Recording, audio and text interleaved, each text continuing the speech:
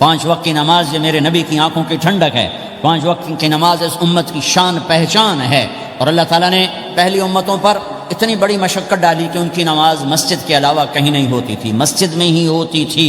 ہمارے لیے کتنی آسانی کر دی، جاب میں ہے مصلی بچھا نماز پڑھ، چلو مصلی بھی کوئی نہیں، زمین دیکھ اس پر کوئی گندگی تو کوئی نہیں ہے، بس زمین بھی تیرے لیے پاک ہے، چل نماز پڑھ۔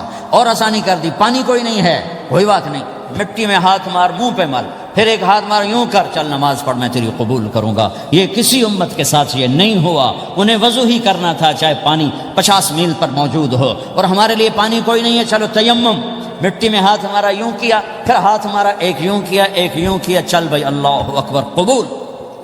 عمار بن یاسر رضی اللہ تعالیٰ عنہ سفر میں تھے، ان کو نہانے کی ضرورت ہو گئی، نائٹ فال ہو گیا، تو انہوں نے سوچا کہ ویسے تو آدمی کو وضو کی ضرورت ہوتی ہے تو خالی منہ پہ ہاتھ مارا اور یوں کونیوں تک، لیکن مجھے تو غسل کی ضرورت ہے، تو خالی اس سے تو کافی نہیں ہوگا۔ تو انہوں نے کپڑے اتارے، اکیلے تھے، ریت کے اوپر کبھی یوں لیٹے کبھی یوں لیٹے کبھی یوں لیٹے، 3-4 دفعہ یوں یوں اور یوں یوں رول ہوتے ہوتے پھر انہوں نے نماز پڑھی۔ آئے اللہ کے نبی کی بارگاہ میں، یا رسول اللہ مجھے رات کو نہانے کی ضرورت پڑ گئی، تو میں نے کہا وضو کے لیے تو خالی یہ 2 دفعہ کرنا کافی ہے، تو یہ تو نہانا تھا، تو میں تو ریت میں خوب رول ہوتا رہا۔ میرے نبی نے انما یکفیک ضربتان، ارے سیدھے بندے عمار، اس کے لیے بھی اتنا ہی کافی تھا کہ تو یوں کرتا اور یوں کرتا اور تو پاک ہو جاتا۔ اللہ نے اس نبی کے طفیل، اس محبوب مصطفیٰ صلی اللہ علیہ وسلم کے طفیل، اللہ نے کیا کیا سہولتیں اور آسانیاں ہمیں عطا فرمائیں۔ پھر نماز 4 کی 2 رکعت کر دی کہ بھائی تم مسافر ہو 2 پڑھو، روزے میں سفر میں روزہ معاف کر دیا، بعد میں رکھ لینا، بعد میں رکھ لینا، قضا کرنے کا حکم، بالکل چھوڑنے کا نہیں۔ اور کہا کہ بھائی مریض ہو چھوڑ دو، مسافر ہو چھوڑ دو، اور نماز 2 رکعت کر دو، سنتیں چھوڑ دو۔ ابن عمر رضی اللہ تعالیٰ عنہ بیٹھے تھے تو انہوں نے 2 رکعت پڑھ کے بیٹھ گئے، تو ان کے خادم نے کہا سنتیں نفل نہیں پڑھو گے؟ کہا اگر پڑھنا تو 4 فرض پڑھتا میں، میرے اللہ نے معافی دے دی تو میں کیوں پڑھوں؟ میرے نبی نے سفر میں سنتیں نہیں پڑھی کبھی، اپنی امت کو سہولت دینے، فجر کی سنتیں 2 پڑھتے تھے، اس کے علاوہ سنتیں نہیں پڑھی تاکہ میری امت کو سہولت ہو، آسانی ہو۔ ایک دفعہ بارش ہو رہی تھی اور کوئی جگہ نہیں تھی نماز پڑھنے کے لیے، تو آپ نے اپنی اونٹنی کو آگے کیا اور اس پر بیٹھ گئے، بیٹھے ہی تھے، پیچھے صحابہ نے اونٹنیوں پر ہی صفیں بنائیں اور یہ نماز اونٹنی پہ بیٹھ کر ادا کی گئی بارش کے اندر۔ نماز اونٹنی کے اوپر نماز بھی ہو گئی، رکوع بھی ہو گیا، سجدہ بھی ہو گیا، سلام بھی ہو گیا۔ پہلی امتوں کے لیے نہیں تھا، سجدہ ہی کرنا پڑے گا۔ یہ اللہ کے محبوب مصطفیٰ صلی اللہ تعالی علیہ وسلم کی طفیل، میرے اللہ نے ہم پہ فضل و احسان کیا، تو میرے نبی کی زندگی میں عبادات میں نماز سب سے اعلیٰ نظر آتی ہے، سب سے نمایاں نظر آتی ہے۔ اور پھر بازار میں، گھر میں، دفتر میں، ماحول میں میرے نبی کے اخلاق، یہ زندگی کا دوسرا روشن پہلو ہے۔ میرے نبی کی ساری زندگی 2 لفظوں میں آتی ہے، عبادت اخلاق، عبادت اخلاق، یا 2 اور لفظ، حقوق اللہ حقوق العباد، حقوق اللہ حقوق العباد۔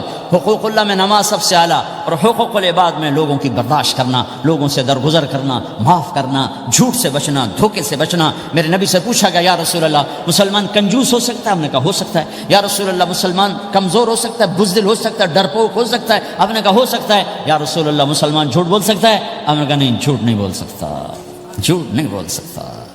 ہاں، الا لعنت اللہ علی الکاذبین، جھوٹوں پہ اللہ کی لعنت۔ اس لعنت کے ساتھ 400 پاؤنڈ بچا لیے، 4000 بچا لیے، 4 ملین بچا لیے، 4 بلین بچا لیے، 4 ٹریلین بچا لیے، ساری دنیا کو بچا لیا، اور اوپر اللہ کی لعنت پڑی تو اللہ کی قسم گھاٹے کا سودا ہے۔ اور سچے ہو گئے، سچ بولا، یہ میں 100 پاؤنڈ کماتا ہوں، لے لو جو لینا ہے اس میں سے، یہ میں 1000 پاؤنڈ کماتا ہوں، لے لو جو لینا ہے، یہ میں 50,000 پاؤنڈ کماتا ہوں، لے لو جو لینا ہے، کہ مسلمان کی زبان سے جھوٹ نہیں نکلتا، سچ ہی بولتا ہے۔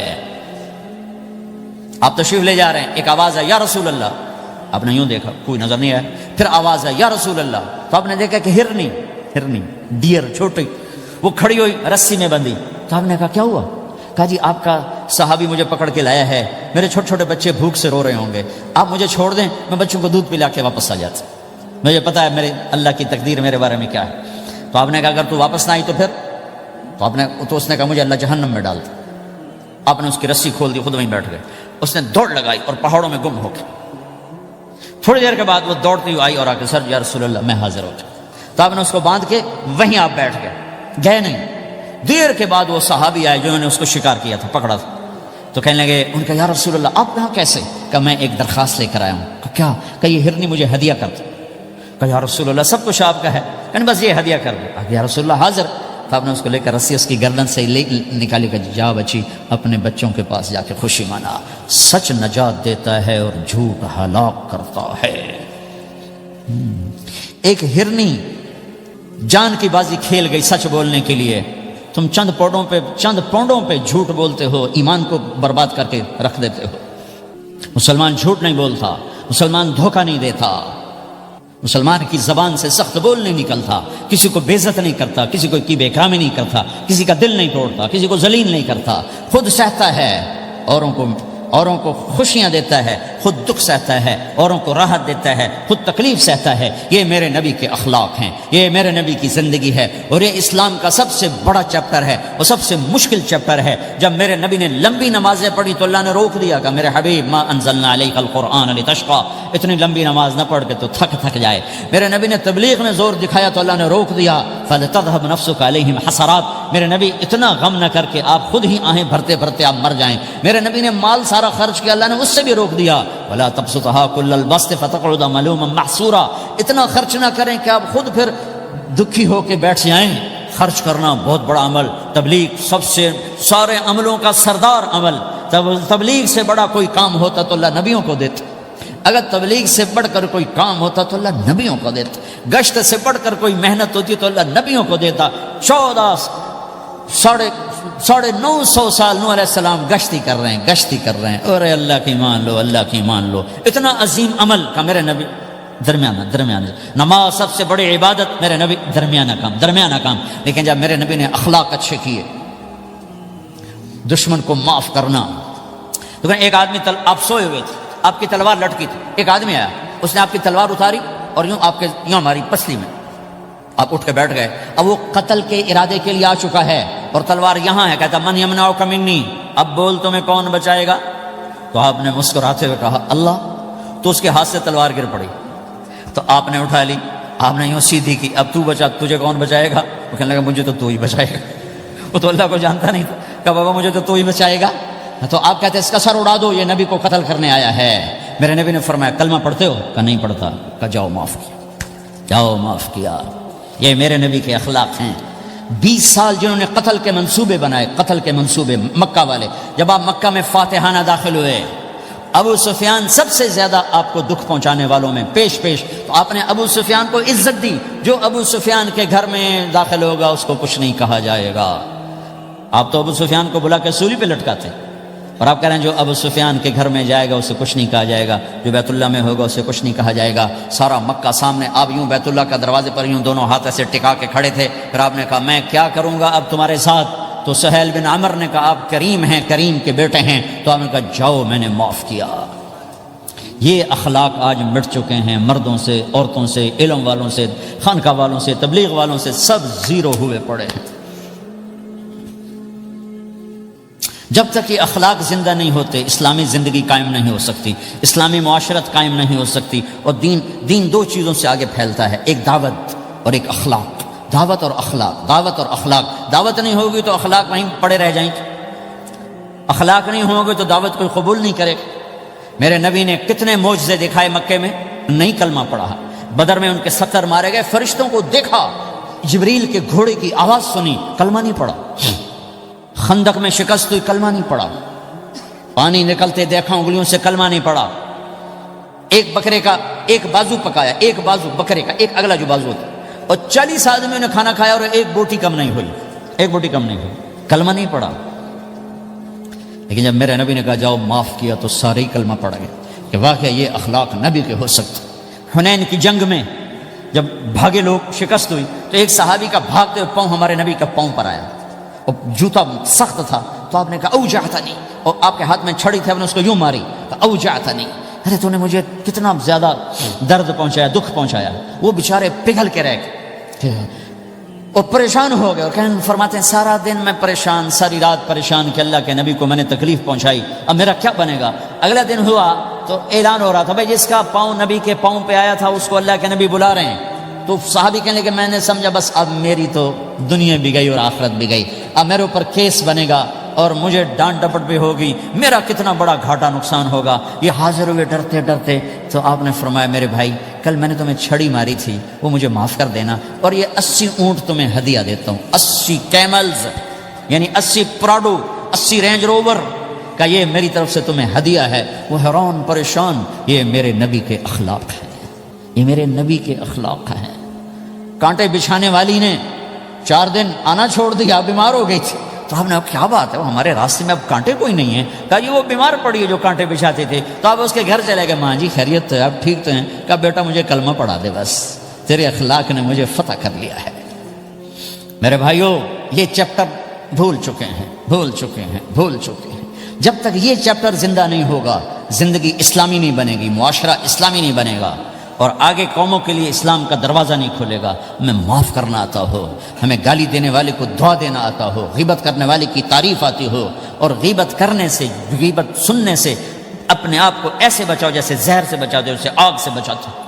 ایک دوسرے کو نفرت کا بول نہ بولو، ورنہ ساری زندگی تباہ و برباد ہو جائے گی۔ میرے رب کی قسم، میرے نبی نے کہا ایک زبان کا بول انسان بولتا ہے اور جہنم کی گہرائیوں میں گر جاتا ہے، اور ایک زبان کا بول انسان بولتا ہے اور جنت کے درجات پر چڑھ جاتا ہے۔ یہ زبان بہت طاقتور چیز ہے، میں ہر بیان میں اس کو دہرا رہا ہوں کہ جتنا یہ عمل ختم ہو چکا ہے اتنا کوئی عمل بھی نہیں ختم ہوا ہے۔ اور ایک صحابی ہیں ابو دجانہ۔ کون ابو دجانہ؟ السابقون الاولون من المہاجرین والانصار، اس میں پہلی صف کے صحابہ۔ کون ابو دجانہ؟ جب آپ حج پر گئے تو اپنی جگہ مدینے کا امیر ابو دجانہ کو بنایا۔ ابو دجانہ حج میں شریک نہیں ہوئے کہ آپ نے اپنی جگہ ان کو اپنا نائب بنا کے وہاں کھڑا فرمایا ابو دجانہ میری جگہ پر مدینے کا امیر ہے۔ یہ وہ ابو دجانہ ہیں۔ کون ابو دجانہ؟ جو جنگ بدر سے لے کر آخری حج تک ہر سفر میں شریک ہیں، ان کی ایک بات میں بتانا چاہتا ہوں، پہلے تھوڑی سی ان کی ہسٹری بتانا چاہتا ہوں۔ کون ابو دجانہ؟ احد کی جنگ میں آپ نے تلوار اٹھائی، کہ اس تلوار کو کون لے گا؟ کئی صحابہ کھڑے ہو گئے، آپ نے کہا اس تلوار کا حق کون ادا کرے گا؟ سارے بیٹھ گئے، 3 آدمی کھڑے رہے، ایک زبیر بن عوام، ایک عمر بن خطاب، ایک ابو دجانہ۔ ان کا نام ہے سماک بن خرشنہ، ان کا نام ابو دجانہ سے مشہور ہے۔ تو آپ نے تلوار نہ عمر کو دی، نہ زبیر کو دی، ابو دجانہ کو دی۔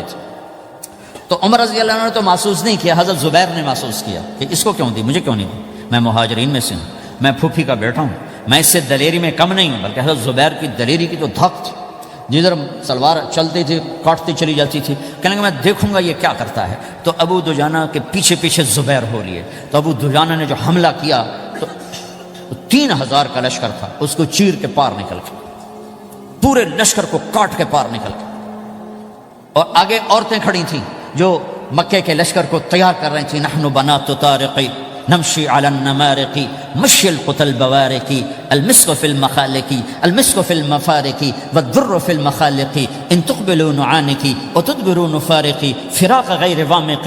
یہ گانا گا رہی تھیں اور ان کو تیار کر رہی تھیں۔ تو جب ابو دجانہ کی تلوار نظر آئی تو سب بھاگی، ہندا پکڑی گئی، تو آپ نے یوں اپنی تلوار ہندا کے سر پر رکھی، انہوں نے چیخ ماری، تلوار ہٹا لی۔ تو زبیر پیچھے کہ کیا کیا ہے؟ جنگ میں اگر کوئی عورت حصہ لے اسے مارنا جائز ہے، ویسے جائز نہیں ہے، عورت کو، بچے کو، بوڑھے کو ہاتھ لگانا جائز نہیں ہے۔ تو انہوں نے کہا تلوار کیوں نہیں چلائی؟ کہا میرے محبوب کی تلوار ہے، عورت کے خون سے رنگین کر کے اس کی شان نہیں گھٹانا چاہتا، یہ میرے نبی کی تلوار۔ پھر واپس ہوئے، پھر اٹیک کیا اور پھر مجمع کو چیر دیا۔ سامنے ایک آدمی آ رہا تھا ہاتھی کی طرح، اتنا لمبا موٹا تازہ۔ تو زبیر کہنے لگے میرے جی میں آیا کبھی اس کی ٹکر ہونا پھر میں دیکھوں ابو دجانہ کیا چیز ہے۔ تو اللہ کا کرنا ایسا ہوا، ابو دجانہ دونوں آمنے سامنے ہو گئے۔ تو وہ ایسے شاہ سوار تھے کہ دونوں طرف کے لشکر ذرا تھم گئے اور وہ دونوں بھڑ گئے۔ ابو دجانہ کے اپنے جوہر، اس پہلوان کے اپنے جوہر، غبار اٹھا، مٹی اٹھی، اور اس کی اپنی طاقت، ان کی اپنی طاقت، انہوں نے ابو دجانہ کو اس نے زخمی کر دیا۔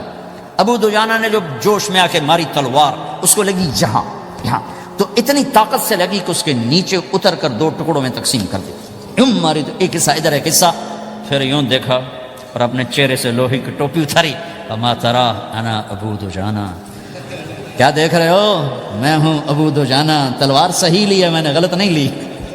یہ ابو دجانہ ہیں۔ اور جب شکست ہو گئی احد کی جنگ میں، اور پھر 10-12 آدمی نے آپ کو گھیرے میں لیا ہوا تھا، ان میں ایک ابو بکر تھے، عمر تھے، علی تھے، طلحہ تھے، زبیر تھے، سعد بن ابی وقاص تھے، اور سہل بن حنیف تھے، عبادہ قتادہ بن نعمان تھے، اور ابو دجانہ تھے رضی اللہ تعالی عنہم، ان میں سے ایک ابو دجانہ بھی تھے۔ اور یمامہ کی جنگ میں ابو دجانہ شہید ہوئے، یمامہ کی جنگ میں شہید ہوئے۔ یہ ابو دجانہ کی تھوڑی سی سیرت آپ کے سامنے آئی ہے۔ اس کے بعد اب آپ ان کے قول کو سنو تاکہ اس کا وزن آپ کے سامنے آئے۔ یہ بدر کے شریک ہیں، اللہ کے نبی نے کہا بدر کا صحابی جو مرضی کرے بخشا گیا۔ یہ صلح حدیبیہ کے شریک ہیں، اللہ نے قرآن میں کہا لقد رضی اللہ، میں ان سے راضی ہو گیا۔ یہ صحابی ہیں، اللہ نے کہا کلا وعد اللہ الحسنی، اے میرا نبی تیرے ہر صحابی کے لیے جنت کا وعدہ ہے۔ اور اب یہ کیا کہتے ہیں؟ یہ کیا کہتے ہیں لوگو؟ ان ارجع عملی عند، لوگو میرے پاس، ابو دجانہ میرے پاس بخشش کا سب سے بڑا عمل جانتے ہو کیا ہے؟ بدر نہیں، احد نہیں، حدیبیہ نہیں، خندق نہیں، خیبر نہیں، فتح مکہ نہیں، آخری حج نہیں۔ کیا ہے؟ کیا ہے لوگو؟ ان ارجع عملی عندی، میرے پاس آخرت میں بخشش کا سب سے بڑا عمل بس ایک ہے کہ ما آذیت احدا باللسان، میں نے اپنی زبان سے کبھی کسی کو دکھ نہیں پہنچایا۔ ولا اجد فی قلبی غلا لاحد، اور میرے دل میں کسی کے لیے بغض کوئی نہیں ہے، بس یہ میری بخشش کا عمل ہے۔ تو بھائیو، نبی کے اخلاق میں دو چیزیں لے لو، ایک زبان سے کسی کو دکھ نہ دو، ایک دل میں کسی کا بغض نہ رکھو۔ اللہ کی قسم بغیر حساب کتاب کے جنت میں جاؤ گے۔ بڑے بڑے جنید بغدادی اور بڑے بڑے معرفت والے تمہیں دیکھتے رہ جائیں گے، تمہاری رفتار اتنی تیز ہوگی کہ تمہیں وہی پکڑ سکے گا جس کا یہ دو عمل تم سے زیادہ اچھا ہوگا۔ جس روڈ پہ رش ہوتا آپ وہاں سے گاڑی ہٹا لیتے ہو، ادھر نہیں ادھر رش ہے، وہ آپ وہ سائن وغیرہ آپ کو آ جاتے ہیں کہ ادھر بلاک ہے، ادھر نہیں جانا، ادھر جانا ہے۔ تو جہاں روڈ پہ رش ہوتا ہے تو قیمتی سے قیمتی گاڑی کی رفتار بھی آہستہ ہو جاتی ہے، اور جہاں روڈ خالی ہوتا ہے تو پرانی گاڑی بھی بھاگے جا رہی ہوتی ہے۔ ہمارے یہاں پرانی گاڑی ہوتی ہے نا، پرانی بسوں کے پیچھے لکھا ہوتا ہے نہ انجن کی خوبی نہ ڈرائیور کا کمال، خدا کے سہارے چلی جا رہی ہے۔ اور جس کے پاس ایسی گاڑی ہو، نہ انجن کی خوبی نہ ڈرائیور کا کمال، تو اگر اس کو روڈ خالی مل جائے تو وہ تو مرسیڈیز والے سے پہلے پہنچے گا، رینج روور والے سے پہلے پہنچے گا، بینٹلی والے سے پہلے پہنچے گا، رولز رائس والے سے پہلے پہنچے گا، جو وہ تو پھنسی کھڑی اور اس کا روڈ ہی خالی ہے۔ تو میرے بھائیو، یہ میں ایک مثال دیتا ہوں، عبادات کی روڈ پہ بہت رش ہے، نمازی بے شمار ہیں، روزے دار بے شمار ہیں، عمرے والے بے شمار ہیں، حج والے بے شمار ہیں، اور تہجد گزار بے شمار ہیں، علماء بے شمار ہیں، حافظ بے شمار ہیں، ذکر والے بے شمار ہیں، بہت رش ہے، تبلیغ والے بے شمار ہیں، لیکن جو اخلاق والا روڈ ہے نا، یہ خالی پڑا ہے۔ اس پہ موٹر زوکی پہ چڑھ کے آ جاؤ تو سب سے آگے نکل جاؤ، سائیکل پہ چڑھ کے آ جاؤ تو سب سے آگے نکل جاؤ، کہ روڈ ہی خالی ہے، اخلاق کا روڈ خالی ہے۔